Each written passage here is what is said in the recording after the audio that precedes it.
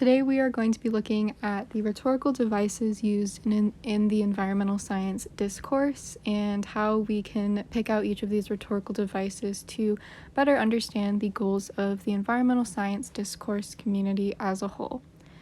In order to do this, in my paper, we have taken 3 different articles from environmental science journals in order to combine them all together and interpret what we can see as a commonality between all of the articles and how we can understand how the rhetoric structures the papers and the goals of the community. To better understand why they use and employ these rhetorical devices, we have to first understand the goals of the community. I've taken this excerpt from my paper that I have written about this rhetorical analysis and all of these rhetorical devices. And as stated, the goals of the community are to research and share prevalent, factual, transparent data depicting the impact of human activity on our ecological resources and how we can use this research to lead impactful change. We might not think that the rhetorical structure is super prevalent in this discourse. We may think that the research is the most important part, but in the end, the way that it is presented and the way that we show it to the audience is also extremely important. My paper looks at multiple different rhetorical structures that I have condensed into 2 different categories. First, we will start by looking at the methods and organization implemented in all of the research papers I analyzed.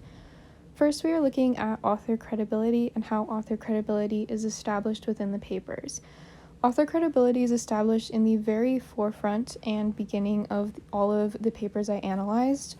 The names of the researchers or authors, as well as their respective place of research and or their academic institutions, are all listed at the very beginning before the abstract and before any of the data is interpreted.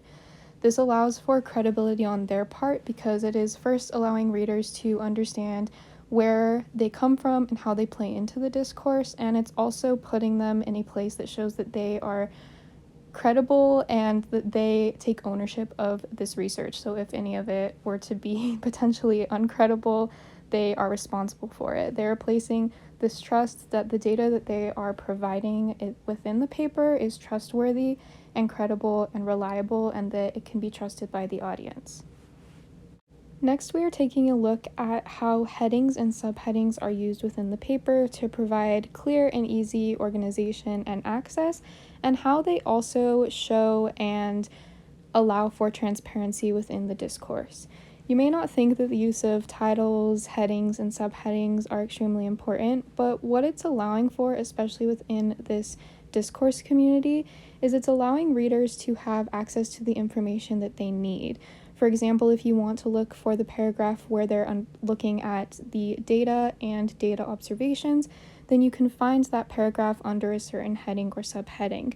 This allows readers to take in the data that they need and also take time to process the data as it comes together within the paper. This is allowing for transparency and showing that the researchers want you to be able to take your time with the paper and have transparent access to all of the data that they have taken on and observed.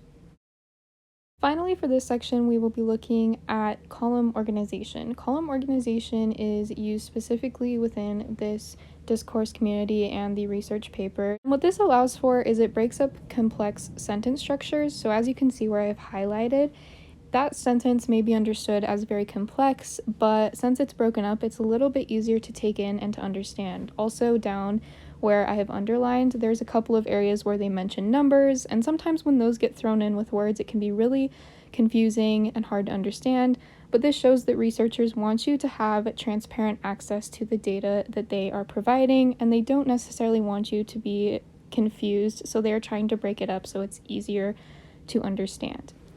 For the second half of my paper, we will be looking at the use of evidence and terminology. First, we are looking at the use of charts and graphs. Of course, charts and graphs are extremely important within the discourse because they provide a basis for the research to be displayed in a visual way. It's a visual aid to help aid the research that has been undertaken, and it can make things easier to understand, provide credibility and transparency, And it also appeals to the credibility of the readers in being able to interpret the data that has been put in front of them and to allow for a better understanding and logical approach as to how they can take in the data in front of them. Example from one of the papers is this table listed above. This table has a list of different questions that were asked during an observation in one of the papers that was used to determine how people are being affected by heat stress as a response of climate change. This table is crucial in the readers being able to then understand this graph that is on the next page. These graphs are again important because, as seen in the example, they provide transparent access to the observation that the researchers are taking on, and without these tables and graphs, you wouldn't have a visual aid to understand the research.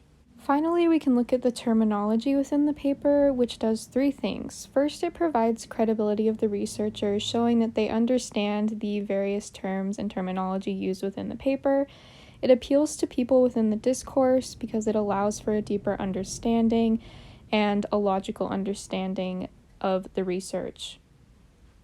We can conclude that these rhetorical tools used within the papers all have a meaning and that we shouldn't overlook how rhetoric is structured within these papers because they're creating a basis for transparency, they're appealing to credibility, and they're also showing us how we can take a logical approach to help create and lead change to further expand the discourse as a whole.